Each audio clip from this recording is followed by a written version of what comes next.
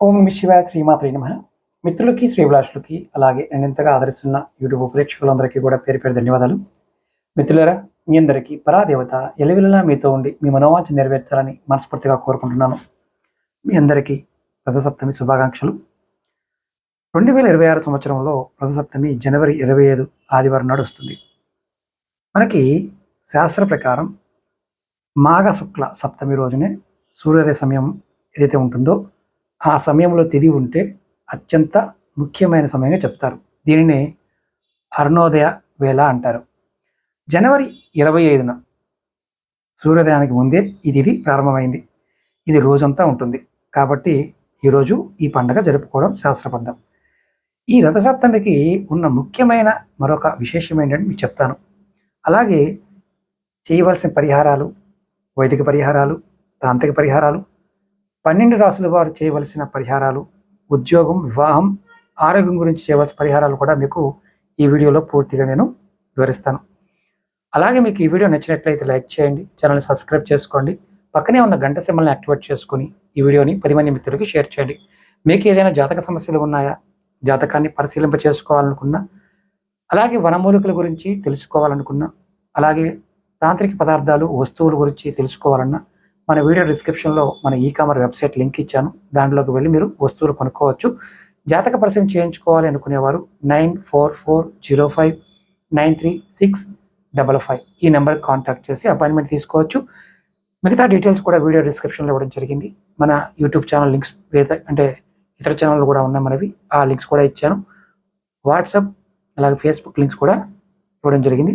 Interest ఉన్నవారు join అవ్వచ్చు. అలాగే ఈ సంవత్సరం ప్రత్యేకత ఏంటంటే ఆదివారం సూర్యభగవానుడికి చాలా ఇష్టమైన సమయం. ఈ రథసప్తమి ఆదివారం రావడం అనేది దీన్ని భాను సప్తమి, అలాగే ఆదిత్య సప్తమి అని కూడా పిలుస్తారు. ఈ రోజు చేసే దాన ధర్మాలు, అలాగే జపము, తపస్సు చేసే వారికి అక్షయ ఫలితాన్ని ఇస్తుంది అనేది శాస్త్రం చెప్పే మాట. అంటే శాస్త్రంలో ఉన్న వచనం ఇది, నమ్మకం కూడా. అలాగే ఈ రథసప్తమి రోజు పాటించవలసిన ముఖ్యమైన విధి విధానాలు చెప్తాను. ఉదయాన్నే అరుణోదయ స్నానం అంటాం. అంటే సూర్యోదయానికి ముందే నదీ స్నానం లేదా తలస్నానం చేయటం చాలా ఉత్తమం. అలాగే జిల్లేడాకులు తలపైన, భుజాలపైన అంటే 7 జిల్లేడాకులు పెట్టుకోవడం, అంటే దీన్ని అర్కపత్రాలు అంటారు. స్నానం చేయడం వల్ల ఈ పండగ ప్రత్యేకంగా చెప్పుకోవచ్చు. ఇది ఆరోగ్యానికి, చర్మ వ్యాధుల నివారణకి మంచిదని శాస్త్రం చెప్తుంది. అలాగే చిక్కుడు పందిరి అంటే రథం వేస్తాం. చిక్కుడుకాయలతో చిన్న రథం చేసి, అంటే దాన్ని సూర్య భగవానుడికి పూజించడం కూడా ఒక ఆచారం. అలాగే ముఖ్యంగా పరమాన్నం సూర్యరశ్మి తగిలేలా ఆవు పిడకలతో మంట చేసి కొత్త పాత్రలో పాలు పొంగించి పరమాన్నం వండి సూర్య భగవానికి నివేదించడం. అలాగే రథసప్తమి ప్రాముఖ్యత ఏంటి? వైదిక మార్గంలో సూర్యుడిని ప్రత్యక్ష నారాయణ అని పిలుస్తారు. ఉత్తరాయణ పుణ్యకాలంలో సూర్యుడు తన రథాన్ని ఉత్తర దిశగా మళ్లించే దిశని ఈరోజు మనకు శాస్త్రం చెప్తుంది. ఇది కేవలం మతపరమైన, అంటే మతానికి సంబంధించిన పండగే కాదు, వాతావరణంలో వచ్చే మార్పుని కూడా స్వాగతించే పండగ అని కూడా చెప్పవచ్చు. ఈ రథసప్తమి ఎవరైనా సరే పఠించవలసిన సూక్తం ఏదైనా ఉందంటే, లేదంటే పఠించవలసిన మంత్రం ఏదైనా ఉందంటే అది సూర్యాష్టకం లేదా ఆదిత్యోదయం. ఈ రెండింటిని ఎవరైతే పఠిస్తారో వారికి ఆయుష్, ఆరోగ్యం లభిస్తుంది. అయితే ముఖ్యంగా ఇక్కడ ఈ సంవత్సరం అంటే ప్రస్తుతం ఉన్న సమయం అంటే జనవరి 21 నుండి రాబోయే గ్రహగతులు అంటే మనకి జాతకరీత్యా చాలా ముఖ్యమైన సంధికాలంగా చెప్పవచ్చు. ప్రస్తుత గ్రహస్థితి జనవరి 26 చివరి వారం సూర్యుడు మకర రాశిలో ఉత్తరాయణ పుణ్యకాలంలో ఉంటాడు.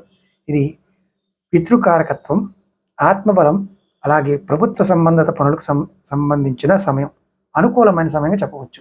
శని భగవానుడు మీనరాశిలో శని సంచారం వల్ల కొన్ని రాశుల వారికి ఏలునాటి శని ప్రభావం ఉంటుంది. అలాగే గురువు మిథున రాశిలో సంచరిస్తూ ధనము, అలాగే జ్ఞానానికి సంబంధించిన విషయాల్లో ప్రభావాన్ని చూపిస్తాడు. రాహుకేతువులు కుంభరాశి, అలాగే సింహరాశుల్లో ఉంటారు.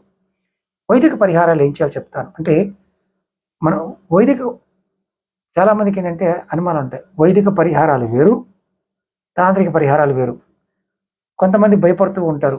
మేము గాయత్రి చేస్తాం గురువుగారు, తంత్ర పరిహారాలు చేయలేము అనేవారికి వైదిక పరిహారాలు చేసుకోండి. తంత్ర పరిహారాలు ఎవరైనా చేసుకోవచ్చు, భయపడకుండా చేసుకోవాలి. అందుట్లో శాంతంగా ఉంటాయి, కొన్ని ఉగ్రంగా ఉంటాయి. కానీ నేను చెప్పేవన్నీ కూడా శాంతంగా ఉండేవి చెప్తాను. మీరు దోష నివారణ కోసం, గ్రహ అనుకూలత కోసం ఇవి ఉత్తమమైన మార్గాలు. సూర్యోపాసన అంటే ప్రస్తుతం సూర్యుడు మకరంలో ఉండటం, రథసప్తమి రోజు అంటే జనవరి 25 దగ్గరగా ఉండటం, మనం ఆదిత్య హృదయాన్ని పారాయణించడం అత్యంత శక్తివంతమైన వైదిక పరిహారం. అలాగే శని శాంతి, మీన, కుంభ, మకర రాశుల వారు, అలాగే వృశ్చిక రాశి వారు కూడా వృశ్చిక రాశి వారికి అర్ధాష్టమి శని. ప్రస్తుతం ప్రతి శనివారం శని వజ్ర పంజర కవచం అని ఉంటుంది. శని వజ్ర పంజర కవచం ఇది పఠించడం వల్ల మంచి ఫలితాలు ఉంటాయి. అలాగే దశరథ ప్రోక్త శని సూత్రం అది కూడా చదవటం చాలా చాలా మంచిది. ఎవరైనా సరే స్తోత్ర పారాయణం చేస్తున్నప్పుడు కొన్ని అనుమానాలు ఉంటాయి, చేయొచ్చో చేయకూడదని. శని యొక్క ప్రభావం ఉన్నవారు ఎవరైనా చేయవచ్చు. అలాగే ముఖ్యంగా ధర్మకార్యాలు, వైదిక మార్గంలో దానానికి ఉన్న ప్రాముఖ్యత అంతా ఇంత కాదు. నువ్వులు, బెల్లము, ఎర్రటి వస్త్రం దానం చేయడం వల్ల సూర్యభగవానుడు, శని గ్రహ దోషాలు తొలగిపోతాయి. అలాగే తాంత్రిక పరిహారాలు చెప్తాను. ఇక్కడ తాంత్రిక పరిహారాలు అంటే మంత్రము, యంత్రము, తంత్రాల ద్వారా చేసే స్వాతికమైన పరిహారాలు. ముఖ్యంగా అర్కపత్ర స్నానం, ఇది రథసప్తమి ప్రత్యేకత. 7 జిల్లేడు ఆకులు తీసుకొని తల మీద పెట్టుకొని స్నానం చేయడం ఒక తాంత్రిక ప్రక్రియ. ఇది శరీరంలోని అనారోగ్యకారక శక్తుల్ని అంటే నిగుడు ఎనర్జీని తొలగిస్తుంది. అలాగే బీజ మంత్ర జపం చేయడం, సూర్య భగవానుడికి సంబంధించిన మంత్రము, అలాగే శని భగవానుడికి సంబంధించిన మంత్రాన్ని జపం చేయవచ్చు. ఇలా బీజమంత్రం జపం చేయలేని వారు ఓం సూర్యాయ నమః, ఓం శనిశ్చరాయ నమః అనే మంత్రాన్ని 21 సార్లు జపం చేయండి. అలాగే ముఖ్యంగా ఈరోజు దీపారాధన ప్రాముఖ్యత ఉంది. ఇంటి ఈశాన్య మూలలో నువ్వుల నూనెతో కానీ ఆవు నూనెతో కానీ దీపం వెలిగించండి. ఆ జ్వాలని కాసేపు చూడండి. దానివల్ల మీ ఆజ్ఞాచక్రం ఉత్తేజితమై మానసిక ప్రశాంతత లభిస్తుంది. అలాగే దిష్టి నివారణ కోసం మీరు ఈరోజు గుమ్మడికాయని కానీ కొబ్బరికాయని ఇంటి ముందు కట్టడం కూడా నరఘోష నుంచి ఉపశమనం పొందవచ్చు. ఇప్పుడు రాబోయే కాలం ఎలా ఉంటుంది? చాలా ముఖ్యమైన క్వశ్చన్ ఇది. జనవరి చివరి వారం నుండి ఫిబ్రవరి వరకు గ్రహాల మార్పుల వల్ల కొన్ని మిశ్రమ ఫలితాలు ఉంటాయి. ఆరోగ్య విషయంలో అంటే ఎవరికైనా సరే సూర్యబలం వల్ల దీర్ఘకాలిక అనారోగ్యాల నుండి కోలుకునే అవకాశం ఉంది. అలాగే ఆర్థికంగా గురు దృష్టి వల్ల కొంత పెట్టుబడులకి విద్యార్థులకు అనుకూల సమయం. అలాగే జాగ్రత్తలు ఏం తీసుకోవాలంటే శని ప్రభావం వల్ల ముఖ్యమైన నిర్ణయాలు తీసుకునేటప్పుడు తొందరపాటు పనికిరాదు. పని ఒత్తిడి పెరిగే అవకాశం కూడా ఉంటుంది. ఇక్కడ ముఖ్యంగా వ్యక్తిగత జాతకంలో 12 రాశుల వారికి ఏం చేయాలో చెప్తాను. 2026 సంవత్సరం శని మీనరాశిలో, గురువు ధనుసు రాశిలో, రాహువు కుంభరాశిలో, అలాగే కేతువు సింహరాశిలో సంచరిస్తారు. ఈ గ్రహస్థితులు 12 రాశుల వారికి కొన్ని వైదిక స్వాతిక పరిహారాలు చెప్తాను, ప్రయత్నం చేయండి. మేషరాశి వారు ముఖ్యంగా ఏలునాటి శని ప్రభావం ప్రారంభమవుతుంది కాబట్టి ప్రతి శనివారం నాడు హనుమాన్ చాలీసా పఠించడం, ఆంజనేయ స్వామికి ఆకుపూజ చేయడం, దానివల్ల మానసిక ఒత్తిడి తగ్గుతుంది. అలాగే వృషభ రాశి వారు మీకు లాభస్థానంలో శని ఉండటం వల్ల అనుకూలంగా ఉంటుంది, కానీ రాహు ప్రభావం వల్ల ఖర్చులు పెరుగుతాయి. పరిహారం ఏం చేయాలి? శుక్రవారం రోజున లక్ష్మి అష్టోత్తర పఠించడం, అలాగే పేద ముత్తైదువులకి పండ్లు, వస్త్రాలు దానం చేయడం చాలా మంచిది. అలాగే మిథున రాశి వారు జన్మరాశిలో గురువు ఉండటం వల్ల గౌరవం పెరుగుతుంది. అయితే అష్టమకేతు వల్ల పనుల్లో ఆటంకాలు రావచ్చు. చేయవలసిన పరిహారం ఏంటంటే ప్రతి గురువారం దక్షిణామూర్తికి శనగలు సమర్పించడం, అలాగే గణపతిని ఆరాధించడం వల్ల ఆటంకాలన్నీ తొలగిపోతాయి. అలాగే 4వది కర్కటక రాశి. భాగ్యస్థానంలో శని ఉండటం వల్ల మీ తండ్రి నుంచి వచ్చే ఆస్తులు విషయంలో జాగ్రత్త అవసరం. పరిహారం ఏంటంటే సోమవారం శివునికి అభిషేకం చేయడం, వీలైతే శివ పంచాక్షరి మంత్రాన్ని జపం చేయడం చాలా శుభకరంగా ఉంటుంది. 5వ రాశి సింహరాశి. జన్మరాశిలో కేతువు, అష్టమ స్థానంలో శని ఉండటం వల్ల ఆరోగ్యం పైన శ్రద్ధ వహించాలి. చేయవలసిన పరిహారం ఏంటంటే ప్రతిరోజు కూడా ఆదిత్య హృదయం పఠించడం వల్ల, అలాగే శనివారం నాడు నల్ల నువ్వులు దానం చేయడం వల్ల కష్టాలు తొలుగుతాయి. కన్యా రాశి వారికి సప్తమ శని ప్రభావం వల్ల భాగ్యస్థానం కొంత ఇబ్బందికరంగా ఉంటుంది. అంటే భాగ్యస్వామి వ్యాపారాలు చేసేవారు ఎవరైతే ఉంటారో, అంటే భాగస్వామితో చేసేవారు, వారికి జాగ్రత్తగా ఉండడం అవసరం. అలాగే పరిహారం ఏంటయ్యా, విష్ణు సహస్రనామం చేయడం, అలాగే బుధవారం నాడు శ్రీ వెంకటేశ్వర స్వామిని దర్శనం చేసుకోవడం చాలా మంచిది. తులారాశి వారికి గ్రహస్థితులు మీకు అనుకూలంగా ఉన్నాయి, మరింత అభివృద్ధిలో వస్తారు. ఇంకా అభివృద్ధి పెరగడం కోసం మీరు లలితా సహస్రనామ పారాయణం, శుక్రవారం నాడు అమ్మవారికి కుంకుమార్చన చేయడం చాలా ఐశ్వర్యాన్ని పొందే మార్గాలు తెలుస్తాయి. అలాగే వృశ్చిక రాశి వారికి పంచమ శని ప్రభావం వల్ల సంతానము మరియు విద్య విషయంలో జాగ్రత్త అవసరం.